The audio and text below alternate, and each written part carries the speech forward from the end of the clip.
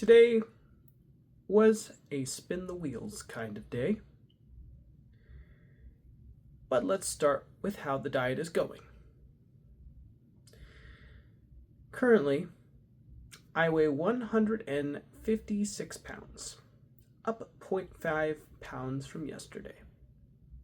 Honestly, I have no clue how that happened because I didn't really eat a whole lot yesterday, so I don't know, maybe it was just water weight. Food eaten today included 5 keto chalk zero butter cookies, a peppered turkey sandwich with mayonnaise, mustard, provolone cheese, chili powder, and olives, and a side order of cashew nuts. Next, after that, I ate, and I also had a Coke Zero to go along with that. Afterwards, I had a salmon cooked by my mom with steamed vegetables such as zucchini, onions, with a bit of a cream sauce made of milk. And overall, it was quite good. Really liked it. And then, just as the day was about to draw, I took 2 breath mints and a Coke Zero again because I was bored. And those are the meals eaten. Let's move on to any exercise. I did go on a 40-minute long walk with my mom around the neighborhood between the hours of 7 and 8. Or more like 6:30 to 7:30. And that's pretty much it. No stretches, no strength training, no hits, just 40-minute walk. But I suppose that's better than nothing. Now, let's move on. Little bit of hair on the camera. There we go. To the daily update.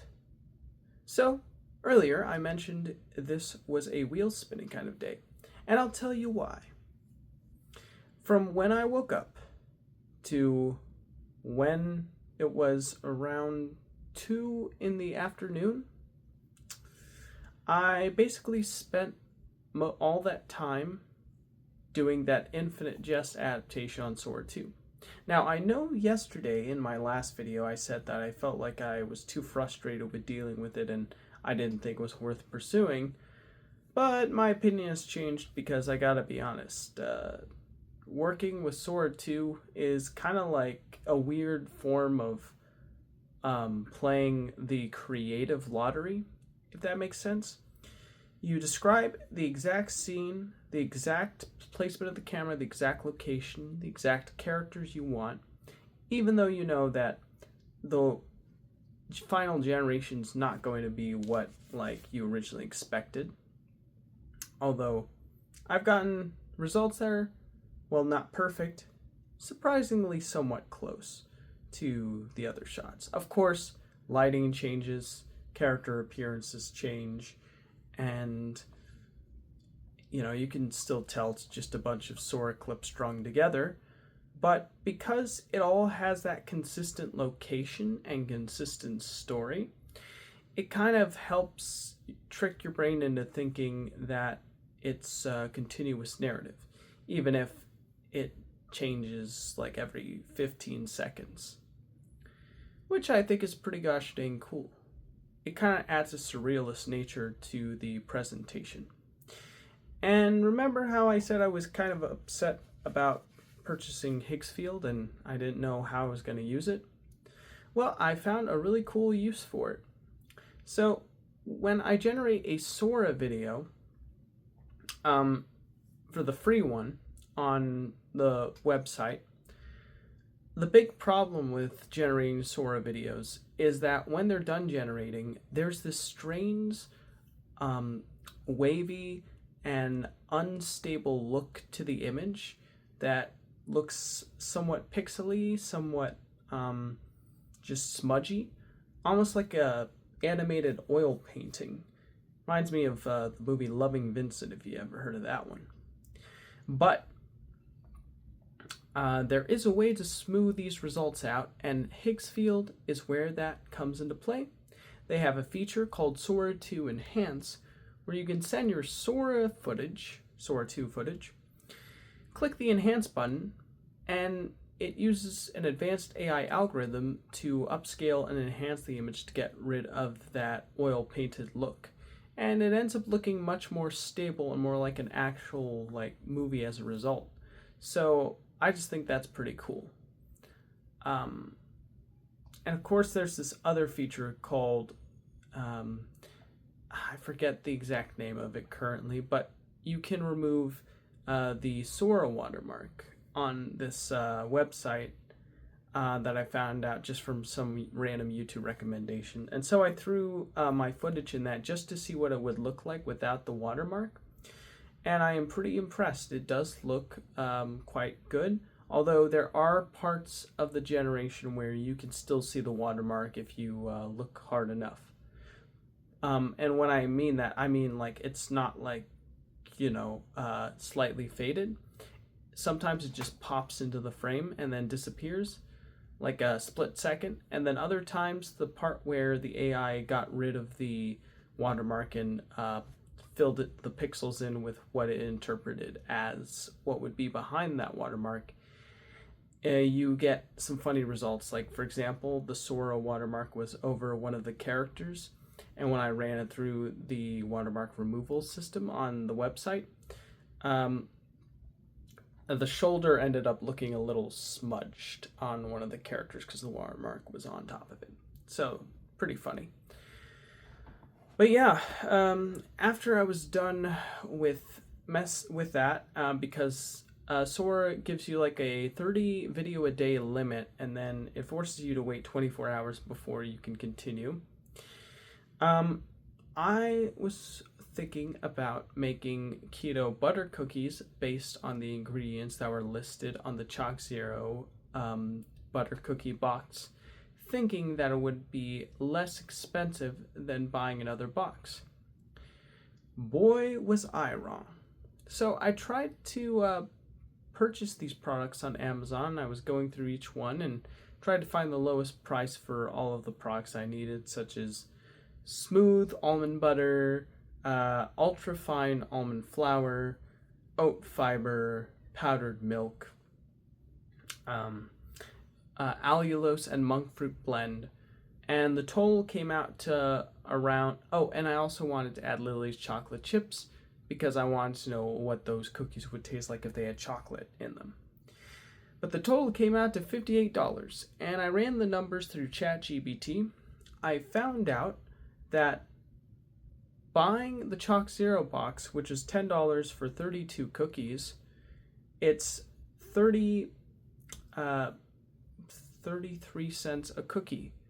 But if I take all of those ingredients I just got, including the ingredients I already have, like butter and eggs and the like, and vanilla extract, and I create an average of how much it would cost per cookie if I made the same amount as Chalk Zero's butter cookies, it actually ends up being 3 cents more expensive than just buying them already made. It kind of reminds me of making ice cream. For those who don't know, making ice cream actually is far more expensive than just buying a pre-made container already. Some things are just better and cheaper and more convenient when you buy them already made versus going through all the effort of making it yourself. Sure, it'll have that home touch, and sure, it'll probably taste better because it has heart, but it's certainly much more of an ordeal. It's kind of funny because with other things that are pre-served to us, like fast food or pizza or whatever, it would probably be more inexpensive to make it yourself, but when it comes to certain products, buying it outright is better than making it. It's crazy. Well, anyways, I got my point across. Well, after I calculated and sized up the numbers, I got a call from my mom. I told her what I was doing. She told me she didn't think that was a good idea. So I was like, well, you know what? I agree with you. So I canceled my order that I was originally going to have the products arrive tomorrow so I could start making those cookies tomorrow. But I guess I'll just put a rain check on that idea. I mean, it's probably for the best anyways. And then when my mom called, she asked me to crush some garlic for the salmon dinner. So I did that. And then when she arrived, we had salmon and we ate together. My sister accidentally called us, my middle sister. We tried to call back, but she didn't pick up. Then we tried again, and she did pick up, and she said it was accidental call. And then after that, she tried calling, but then she didn't pick up. And then after that, we called, and then she did pick up. There we go. Got to get my details correct. But after that, oh yeah, I almost forgot. After I was done doing the whole Sora II thing with Infinite Jest, I went into the shower, took a shower. It was very nice. And I got out, got dressed, and started doing the whole Chalk Zero cookie calculations before my mom arrived. Then crushed the garlic when she got here. We had a nice meal with the salmon and steamed vegetables. Then my sister left for work, and then me and my mom went for a 40-minute walk around the neighborhood. When we were done with our walk, a package from Amazon arrived for me, where it was Polaroid film sheets.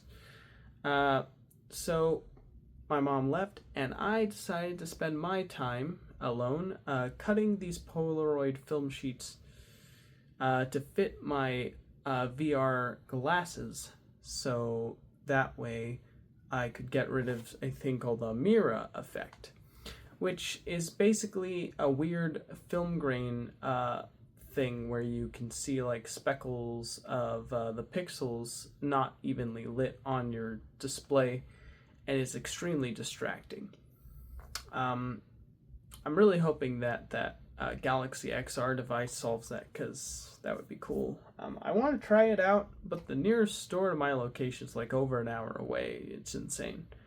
I don't know if I'd want to drive a whole hour just to try on a headset. I mean, sure, it would be cool, but at the same time, that's a lot of money and resources to do one simple thing. Should make a little day out of it and like do other things, like, I don't know, try a new restaurant or go sightseeing or something. I did suggest going with my sister and my mom. My sister was game for the hour trip. She originally actually believed that we were only 11 minutes away from a store, but I did a little bit of research and digging at that location, and it turns out that it's not open for the general public yet. So yeah, the real close store is the one that's an hour and like 30 minutes away and from here, so that's crazy. But she was still game to do it. My mom, on the other hand, she doesn't like traveling long distances for simple little things. But my middle sister and our family friend, who's currently at the convalescence home, are along the way, so maybe we could make it a little day to visit them before trying out this silly little headset device. I just love trying out new technology and seeing what it does. I just think it's a lot of fun. Yeah.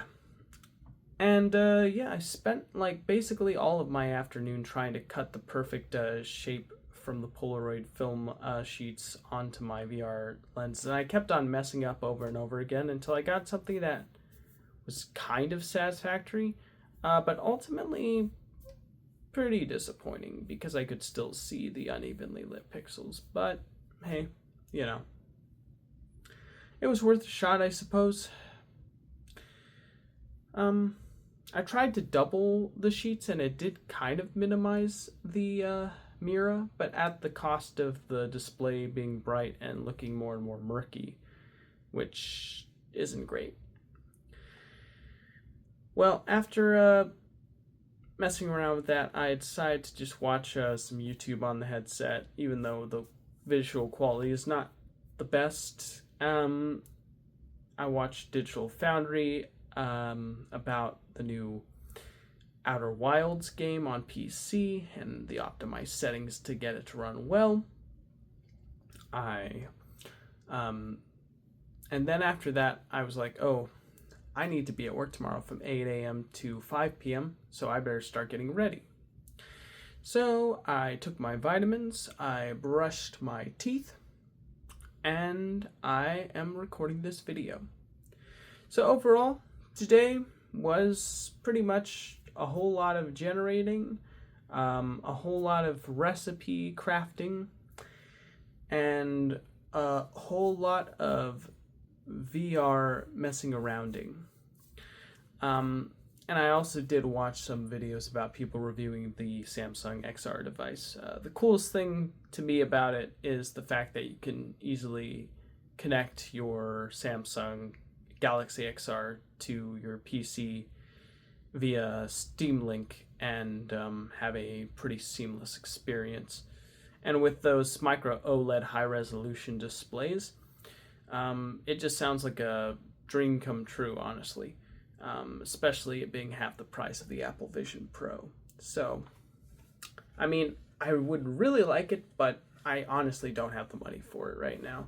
And I really need to be conservative with how I spend. I don't want to just drop giant gobs of cash on things that I don't really need, but are just neat little toys, basically. But, I don't know, maybe if I either get a second job or get a big bonus from work, or I don't know, win the lottery, I'll try it out.